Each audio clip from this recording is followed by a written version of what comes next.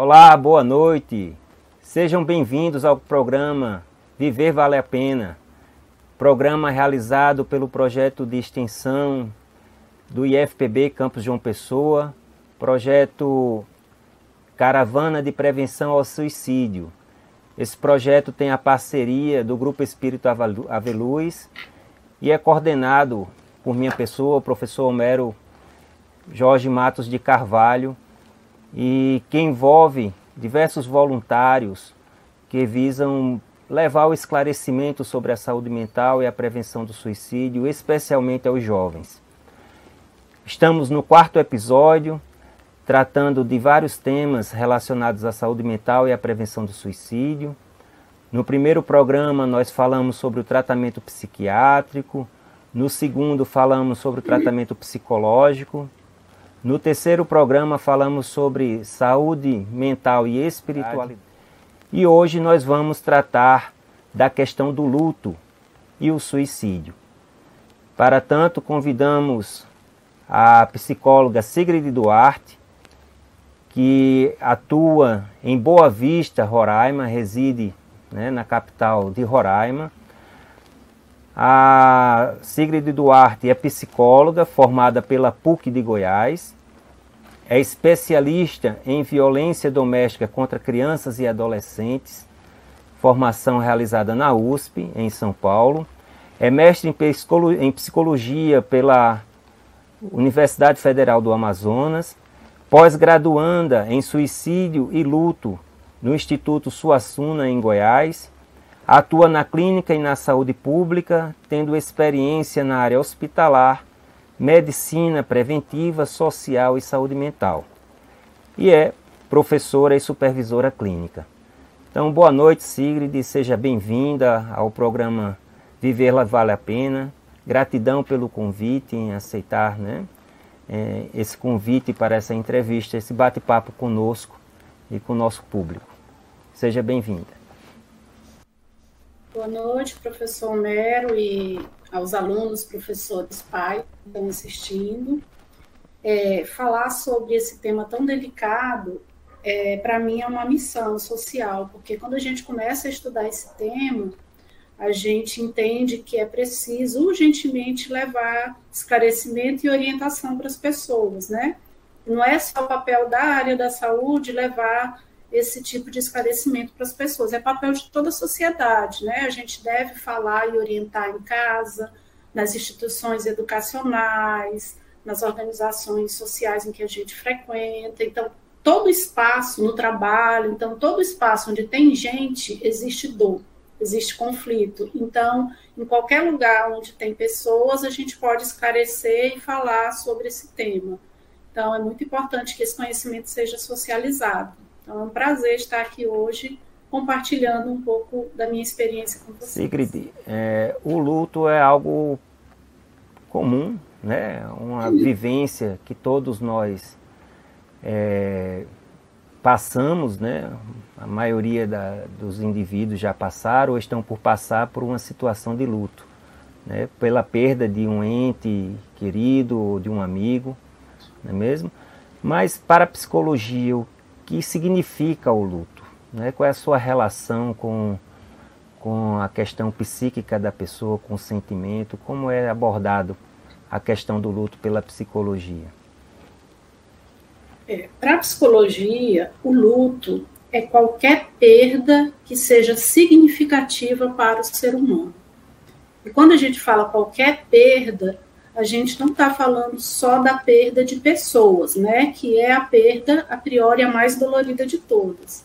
Mas ao longo do nosso desenvolvimento, a gente perde, faz parte do nosso ciclo de vida perder, faz parte da nossa vida ter frustrações, faz parte da nossa vida ter que enfrentar adversidades, Eu sempre falo que a grande primeira perda da vida da gente é o nascimento. E aí todo mundo fica assim, nossa, como assim é o nascimento? O nascimento está começando a vida. Só que quando a gente nasce, a gente perde o conforto do útero. A gente tem alimentação de graça, a gente não precisa nem respirar, a gente está protegido, E quando a gente sai do útero, a gente é jogado no meio ambiente. E nem sempre esse ambiente ele é favorável, às vezes ele pode ser hostil, Às vezes as condições do nascimento da pessoa já pode começar a gerar uma perda de afeto, perda de cuidados, né? E situações extremas onde não existe o cuidado com aquele ser que acabou de nascer.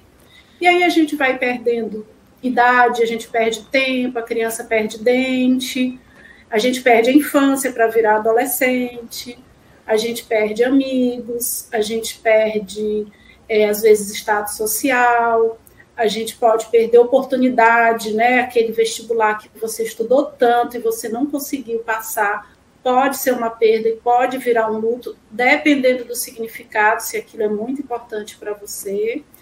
E, por fim, a gente perde pessoas que amamos, né? A gente perde pessoas da família, a gente perde amigos. Então, as perdas na vida da gente nem sempre são possíveis de serem evitadas. A maioria a gente não consegue evitar. Mas o que a gente pode aprender, né, ao longo da nossa vida? Como que eu vou reagir às perdas, às adversidades, às frustrações e ao luto? Eu posso escolher vários caminhos, né? Eu posso reagir com muita dor e sofrimento e me agarrar a essa dor e sofrimento para o resto da vida, até chegar no ponto de eu perder a vontade de viver, ou eu posso, apesar da dor, buscar outros sentidos para a minha existência. Eu posso ressignificar a minha existência, né? Eu posso trabalhar minha resiliência interna, eu posso buscar apoio da minha família, dos meus pais, posso buscar pessoas que são referências para mim, que são significativas, que eu confio, e às vezes é na escola que está esse apoio, é um professor que você admira, que você confia. Sempre tem alguém que a gente confia e que a gente pode buscar ajuda, né? Todo mundo que sofre perda e tem luto vai sofrer o resto da vida ou vai precisar de ajuda profissional? Nem sempre, porque a gente tem as nossas resiliências internas, a gente tem nossa capacidade de enfrentar a dor. Mas quando a gente não consegue sozinho, é quando a gente precisa buscar ajuda, né? Não ter vergonha de buscar ajuda para tentar aliviar o sofrimento, seja ele qual for. E no caso do luto, né, pela morte, existe uma diferença significativa, né, nas características do luto de quem perde um ente querido por um acidente, por uma morte natural, e daqueles que perdem um ente querido pelo suicídio. Se percebe uma diferença significativa nesse luto, nesses sentimentos, né, que envolvem o luto? Sim, em relação à perda por morte, as perdas que envolvem violência, que acontece de forma abrupta, que envolve suicídio, elas costumam impactar emocionalmente muito mais a família e as pessoas ao redor do que uma morte chamada natural, né? Uma morte que a pessoa adoece, vai fazer tratamento, e com o tempo a gente sabe que ela vai evoluindo para morrer, ou que ela apresenta já problema de saúde há muito tempo. A gente tende a lidar de uma melhor forma com as mortes naturais, né? Porque as mortes violentas, as mortes de autolesão, as mortes provocadas, os estudos indicam que elas impactam no mínimo de 10 a 100 pessoas, sabe? Não só quem convive com a pessoa. Se você está passando por um local, um prédio, onde uma pessoa se jogou e você assiste a cena, mesmo que você não conheça aquela pessoa, você pode se sentir impactado, né? Porque a morte, por essa forma, ela traz uma série de reflexões, uma série de questões que a gente precisa pensar, e a principal questão é o que aconteceu com essa pessoa, né? Por quê? O que levou essa pessoa a tomar essa atitude drástica? A experiência mostra que é uma tentativa de acabar com a dor, que o sofrimento estava tão insuportável que ele não conseguiu buscar ajuda, que ele não conseguiu amenizar esse sofrimento através de outras coisas, né? E a verdade, ela morre junto com a pessoa que se foi. A gente nunca sabe qual foi essa verdade, né? E isso também nos causa angústia e aumenta ainda mais esse processo de luto por suicídio. A gente considera que é um dos lutos mais difíceis de ser enfrentados. Difícil não significa que não seja possível, né? A gente acredita em várias terapias e vários tratamentos que possam ajudar a família que ficou enlutada. Aí a gente fala, né, ainda se fala pouco em prevenção do suicídio, né, embora seja um problema grave no mundo todo, mas se fala menos ainda nesse contexto na pós-venção, né, do suicídio, no cuidado, né, no tratamento das pessoas que ficam. Né? Então, como é que se deve tratar essa questão, né, da pós-venção do suicídio? Como é que ela deve ser desenvolvida? Já existem assim, vários estudos terapêuticos voltados para esse tipo de atendimento, que é considerado bastante delicado, né, e exige uma formação bem sólida para você fazer esse acompanhamento. A pessoa que fica, principalmente o familiar, ele é tomado de muitos sentimentos intensos, né? Dentre elas, além da dor, ele é tomado por culpa, né? Porque ele acredita que ele poderia ter evitado, que ele poderia ter feito alguma coisa, e essa culpa, ela maltrata muito a pessoa. Além da dor de perder a pessoa que ela ama, ela ainda tem a dor de se sentir culpado, porque ela acredita que poderia ter evitado, né? Fica também muitos sentimentos de inquietação e angústia por não saber exatamente o que aconteceu com a pessoa, o que levou a pessoa a cometer esse ato, né, tão drástico. E aí a Karina Fukimoto, que é uma estudiosa do luto, referência no Brasil, ela sempre faz essa ressalva, que a verdade ela vai embora com aquele que se matou. A morte por suicídio é um ato único e exclusivo da pessoa que se matou, né? E esse pensamento, ele traz um pouco de alívio para as famílias. As famílias, elas precisam reconhecer todos os sentimentos, né, que esse fato traz e poderem ter um espaço para que elas possam falar sobre isso. Tem uma tendência hoje muito positiva de formar grupos de pessoas e famílias enlutadas pelo suicídio. E aí, nesses grupos, se troca muita experiência e um vai aprendendo com o outro. Qual foi o caminho que ele escolheu para enfrentar essa dor? Porque é muito particular, cada um enfrenta suas dores de uma forma muito particular, né? E aí, no grupo, o grupo terapêutico, ele costuma ser bastante eficiente para ajudar as pessoas na pós-venção. Existe uma relação entre esse luto, né, ou um risco dos familiares dessas pessoas enlutadas cometerem também o suicídio? As causas do suicídio, é importante a gente esclarecer, eles são multifatoriais, né? Eles envolvem questões genéticas, envolve a presença de transtornos mentais, e aí o Dr. Neuri Botega, que é um estudioso, traz que cerca de 90% das pessoas que se matam têm algum transtorno mental e provavelmente não foi tratado, e aí que entra a prevenção, né, para a gente estar atento e estimular as pessoas a buscarem ajuda. Tem fatores ambientais, alguns fatores que aumentam a probabilidade, a violência na infância, né, abuso sexual, abuso de álcool e drogas, ou seja, são muitos fatores interagindo juntos que podem levar a pessoa ao suicídio. Quando alguém na família ou na sociedade comete o suicídio, às vezes acontece o que a gente chama de contágio, né? Que aquele fato faz com que as outras pessoas, né, entre aspas, se encorajam para tentar também, né?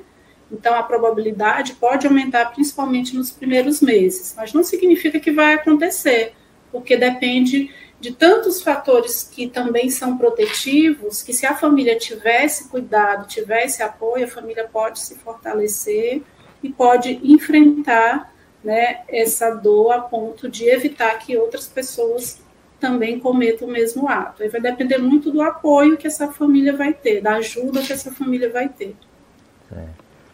Então, a questão da hereditariedade, né, não só do ponto de vista genético, mas se bem que, né, a hereditariedade envolve principalmente a questão genética, mas essa questão da hereditariedade é um fator determinante ou significativo, melhor dizendo, na repetição do ato suicida num grupo familiar?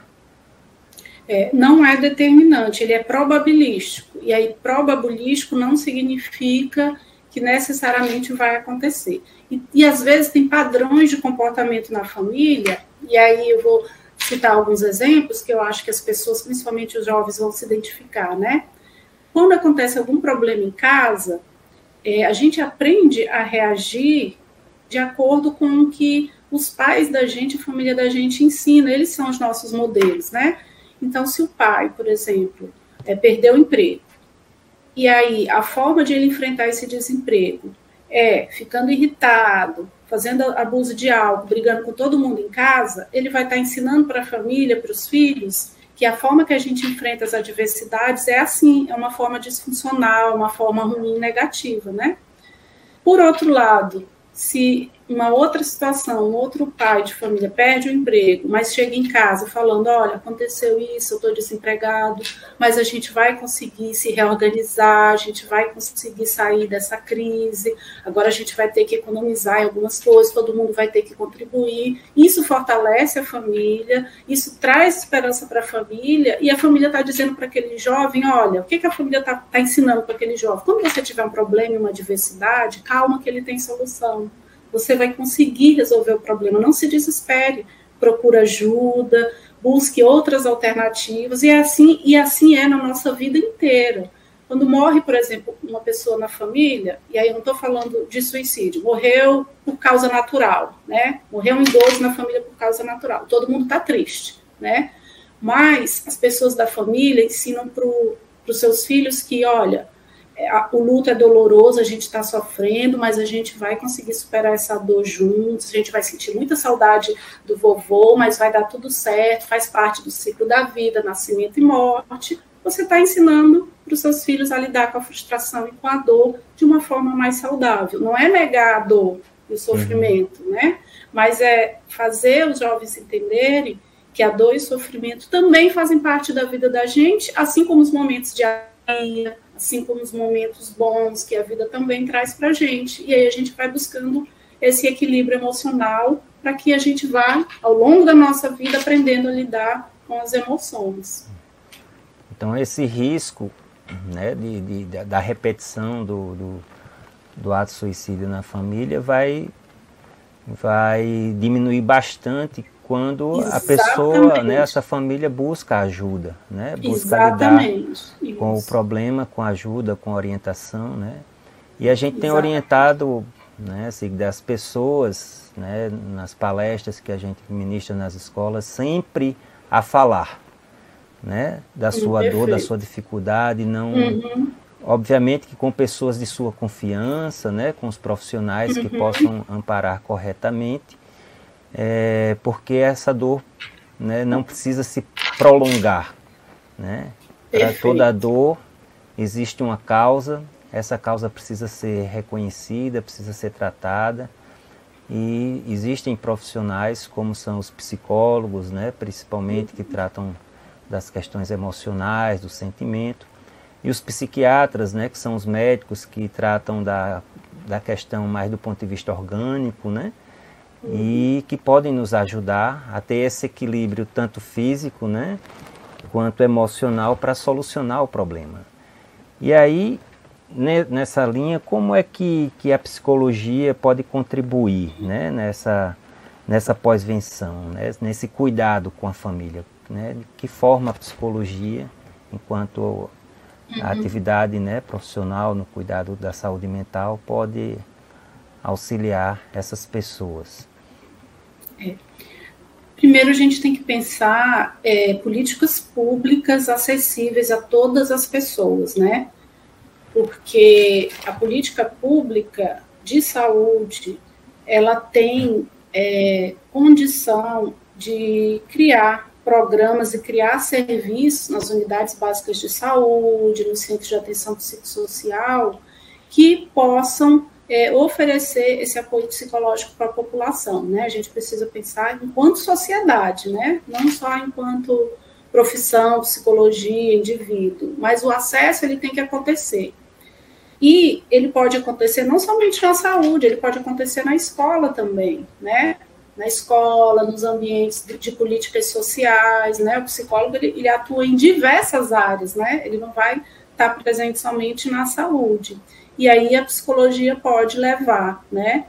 Informação, orientação, tratamento, intervenções que vão fazer com que a pessoa possa, né, voltar a ter um equilíbrio emocional, uma vida social e seguir o ciclo da vida mesmo com essa dor, mas que essa dor possa ser, como você bem enfatizou, falada.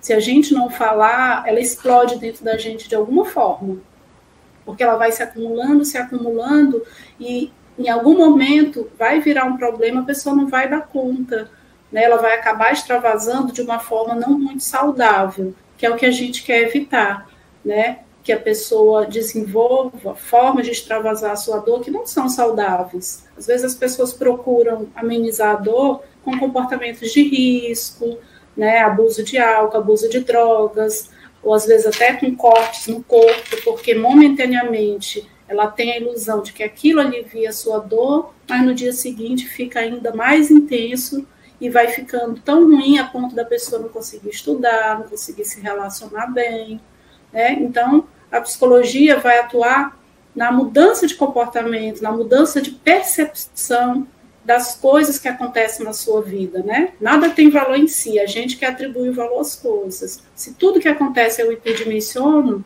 aí eu vou estar sofrendo muito. Mas quando acontece um problema e uma dor, e eu encaro ela de frente, e eu tenho um espaço para eu falar, alguém para me ouvir, para me apoiar, aí fica mais fácil eu conseguir restabelecer a minha vida emocional e seguir. Às vezes leva tempo? Leva. Às vezes é difícil? É difícil, porque cada um vai reagir de uma forma diferente. Tem gente que tem mais dificuldade? Tem. Que precisa de um tempo maior para se reestruturar, né? A gente sabe disso, mas é possível. A gente acredita que todo mundo tem essa possibilidade, sim, de se refazer, né? De todas as suas dores e perdas. Além das terapias, né, das práticas da psicologia, que obviamente necessitam do profissional, né, acompanhando o paciente, que outras ações, que outras atividades essas pessoas poderiam adotar, né, como complementares a esse acompanhamento psicológico para ajudar nesse processo de superação, né, do luto, de superação da dor? Ótimo. O psicólogo ou psiquiatra, quando ele está atendendo uma pessoa, ele é responsável aí por 50% do tratamento, os outros 50% é responsabilidade da pessoa. A pessoa ela tem autonomia sobre sua própria vida, né? Então, existem outras formas de fonte de prazer e energia na vida da gente que são extremamente importantes para a nossa saúde mental e que a gente pode buscar como uma alternativa terapêutica, porque ela é eficiente e ela vai funcionar para muitas pessoas, né? Dentre elas, o fortalecimento da espiritualidade é muito importante, porque é um fator protetivo da vida da gente. Quando eu atendo pessoas com ideação de suicídio, ou seja, pessoas que pensam na morte, uma das técnicas que a gente usa é perguntar assim: o que te mantém vivo? E aí a grande maioria responde duas coisas. Primeiro, Deus, ou fé. Segundo, família. Esses são os principais fatores protetivos da vida. Se esses dois fatores estão presentes, a prática clínica mostra que já diminui sensivelmente a vontade de cometer o ato suicida. Então, são fatores que a gente precisa investir bastante. Vínculos familiares, bons vínculos familiares e a espiritualidade.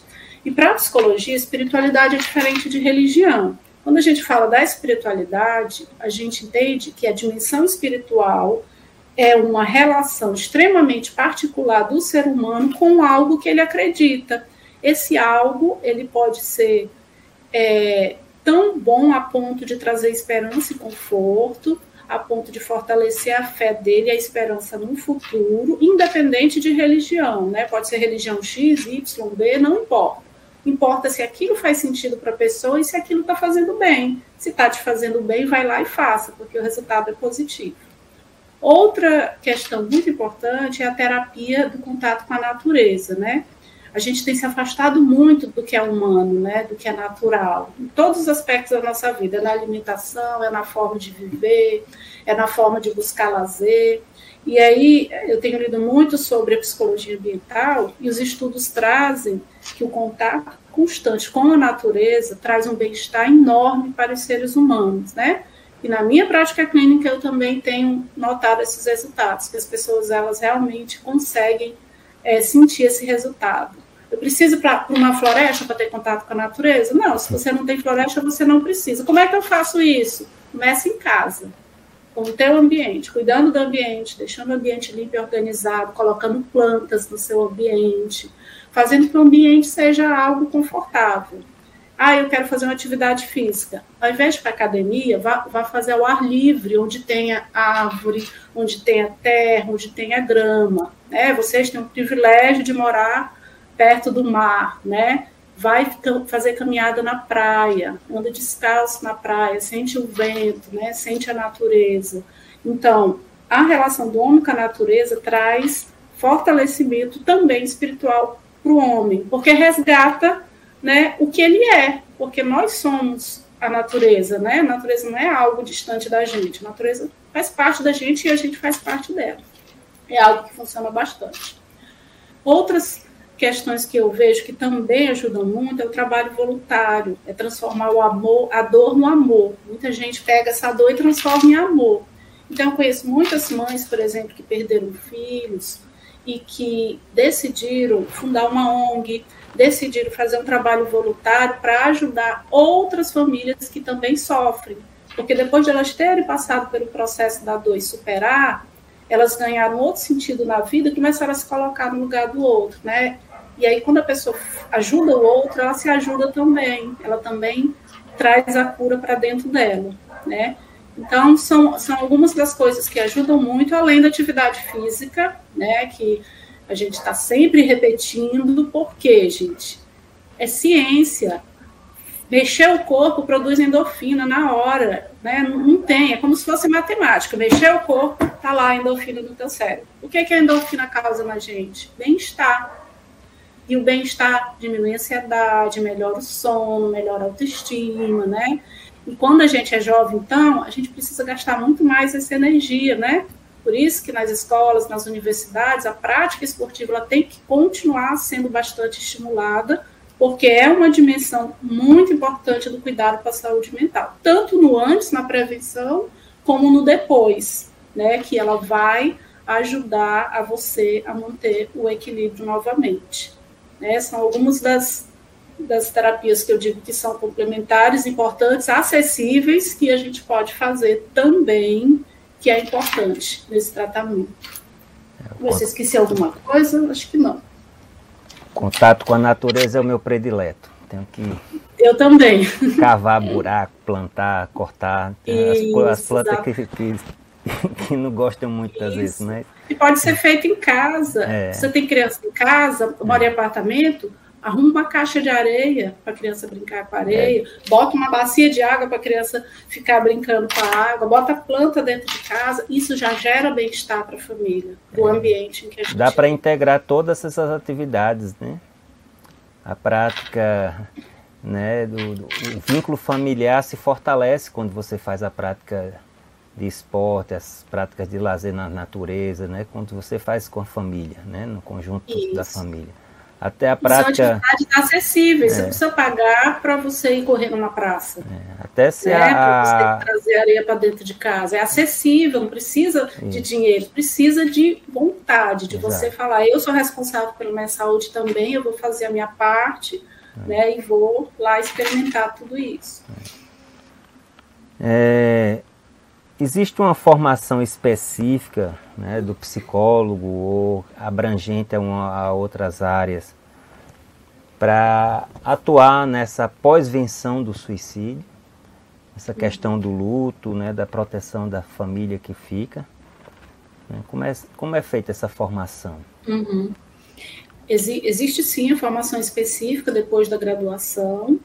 Eu queria ressaltar que a maioria dos cursos da área da saúde, infelizmente, não aborda alguns temas importantes para a vida da gente, como a questão da morte, do suicídio, do luto, da sexualidade, ou seja, tem vários temas que ainda a gente não tem com muita frequência nos cursos de graduação, não só para psicologia, os cursos de saúde em geral.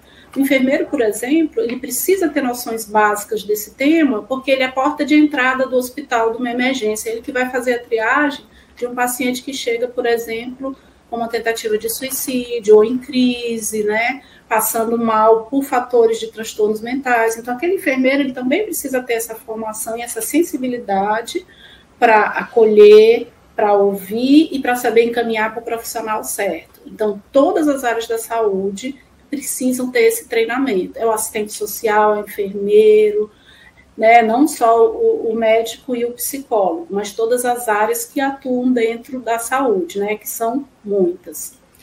E aí existem cursos bem recentes, porque esse é um tema que está sendo há pouco tempo que começou a ser estudado aqui no nosso país, e aí tem cursos de especialização específica em suicídio e luto, ou em luto, também tanatologia, né, que é a ciência que estuda a morte. Eu, no momento, estou finalizando um que é em suicídio e luto, pelo Instituto Suassuna de Goiás. Eu vou terminar agora em maio, né, já entregando o TCC, falta um pouquinho. E é uma formação específica para o suicídio e luto, né, uma especialização de duração de 1 ano e meio, né, com uma carga horária bem intensa, a gente faz estudos bem aprofundados e é multidisciplinar. Nós temos no grupo psicólogo, psiquiatra e assistente social, né, três profissões de saúde diferentes, né, isso é importante, né, que não fique essa responsabilidade somente para o psicólogo e o psiquiatra. O professor, por exemplo, ele também precisa ser capacitado minimamente para acolher, para identificar e encaminhar para um serviço, porque o professor, ele também é porta de entrada, principalmente dos jovens, né? Ele passa muito tempo em sala de aula com criança, com adolescente, com jovens adultos, ele acaba sendo uma referência de confiança, né? Os alunos desenvolvem um vínculo de confiança com a figura do professor, então também é importante que os professores sejam capacitados, né, para que possam identificar e acolher essa demanda e encaminhar para o atendimento correto. É claro que eles não vão dar conta de tudo, não vão fazer esse atendimento, mas eles podem desenvolver essa sensibilidade, e aí eu parabenizo o trabalho de vocês, que é muito importante que vocês estão fazendo, né? Vocês estão tentando aí, trazer todo mundo para discutir esse tema, para falar e para ser capaz, né, de identificar e acolher quando existe esse tipo de situação, né? E é um espaço extremamente favorável para se fazer isso, que é dentro das instituições educacionais também, não só na área da saúde. A nossa preocupação todos nós estamos sujeitos a passar por dores, por dificuldades e ventilar isso na mente aí a ideia de dar fim ao problema através do fim da vida, né? E por isso a necessidade dessa empatia, né? A gente entende que a maior forma de prevenção é estarmos atentos uns aos outros, né? Com o objetivo de amparar um ao outro, de acolher um ao outro. Né? Eu posso estar hoje na condição de acolhedor, mas amanhã ou ontem posso estar na condição de acolhido, né? E a gente não tem um psicólogo em cada esquina, em cada casa. Não. Né? Para estar atento às pessoas que estão passando com transtornos mentais, né, com alguma dificuldade e que às vezes nem conseguem expressar, né, passam desapercebidas. Mas a gente tem, todos nós temos familiares e temos amigos, né? Tanto no ambiente familiar quanto no ambiente do trabalho, da escola, temos pessoas de nossa convivência que podem perceber as nossas mudanças de comportamento, que são um sinal, né, de que está havendo ali algum problema, que essa pessoa precisa de ajuda, de atenção. Então, esse é o objetivo desse projeto, sensibilizar as pessoas para isso, né? Então, através das palestras, através desse programa, né, sensibilizar o maior número de pessoas possível para que estejamos vigilantes a nós mesmos, aos nossos pensamentos, aos nossos sentimentos, né, e daquelas pessoas que estão à nossa volta, e assim a gente construir, né, uma família, vamos dizer assim, mais ampla, né, de fraternidade, em que a gente possa substituir todas essas dores, todos esses sofrimentos pelo amor, né? Perfeito. Aprendendo a amar, né, e a agredir menos também. Então, Sigrid, é uma gratidão imensa as palavras aqui, os esclarecimentos que você traz, né, que contribui, que soma muito a tudo isso que a gente já vem estudando, que a gente vem compartilhando nesse programa e nessas palestras, né, o IFPB, que é o Instituto Federal da Paraíba, e o nosso parceiro social, que é o Grupo Espírita Ave Luz, agradece a sua participação, a sua disponibilidade e coloca à sua disposição aí um tempo, né, que julgar necessário para os últimos comentários, complemento a essas informações, aquilo que a gente não conseguiu perguntar, né, que a gente não conseguiu perceber como uma dúvida, uma questão importante, então possa complementar aí, fique à vontade. Ok. Eu queria só lembrar que a gente pode planejar o futuro, mas a gente não pode controlar o futuro, né? Porque no meio do caminho pode ter uma pedra, 2, 3, 4. Muitas vezes a nossa rigidez cognitiva, ou seja, a nossa... O que é rigidez cognitiva? É a gente achar que só existe uma solução para um determinado problema. Ela nos impede de olhar para os lados, né, e de buscar outras alternativas. Tem gente que é 8 ou 80. E aí eu sempre digo para os meus pacientes que entre o 8 e o 80 temos 72 possibilidades, 76, eu sou péssima de 72. Matemática, eu sou de humanas, gente. Eu sou de desculpa, não. 72. Tem 72 possibilidades. Poxa, 72 possibilidades. Você não precisa ser 8 ou 80. No meio do caminho tem outras possibilidades. Olha só, 72, né? Então, se eu não posso controlar o futuro, eu tenho que aceitar que a vida não é do jeito que a gente quer.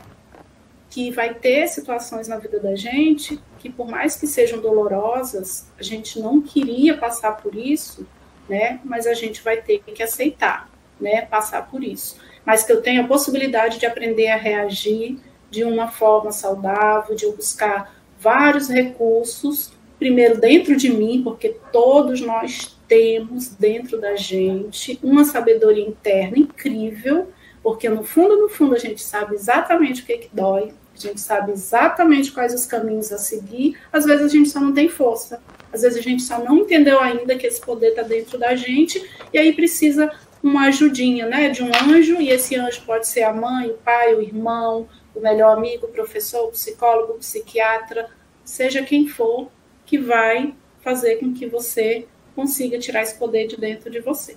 E eu vou terminar falando uma frase que eu gosto muito, da Karina Fukumitsu, que é uma psicóloga especialista em suicídio e luto, que é a referência dos nossos estudos, é uma pessoa incrível, que ela diz que enquanto houver vida, há jeito. Enquanto houver vida, há jeito, né?